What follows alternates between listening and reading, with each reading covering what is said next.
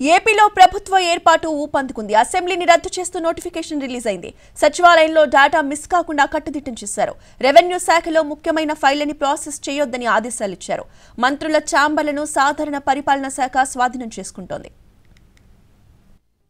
ఏపీలో కూటమి ప్రభుత్వం కొలువుదీరేందుకు ఏర్పాట్లు చురుగ్గా జరుగుతున్నాయి. ఈ మేరకు ఆంధ్రప్రదేశ్ అసెంబ్లీని రద్దు చేస్తూ రాష్ట్ర గవర్నర్ అబ్దుల్ నజీర్ నోటిఫికేషన్ జారీ చేశారు. ఆర్టికల్ 174 ప్రకారం మంత్రివర్గం సిఫారసు మేరకు ఏపీ శాసనసభను రద్దు చేస్తూ నోటిఫికేషన్ విడుదలైంది. మరోవైపు ఏపీ సెక్రటేరియట్ నుంచి డేటా మిస్ కాకుండా అధికారులు చర్యలు చేపట్టారు. ఐటీ వింగ్ నుంచి డేటా బయటకు వెళ్లకుండా జాగ్రత్తలు తీసుకున్నారు.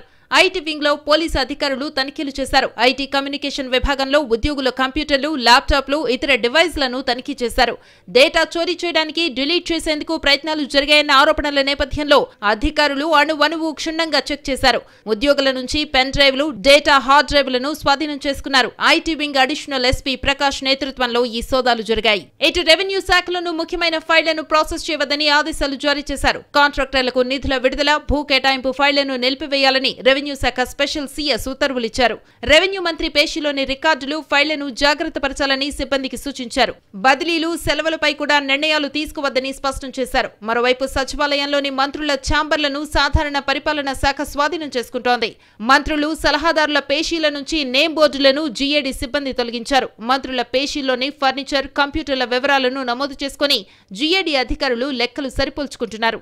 సచివాలయం నుంచి వ్యక్తిగత సామాగ్రి బయటకు తీసుకెళ్లేందుకు బిల్లులు చూపించాలని అధికారులు నిబంధనలు పెట్టారు.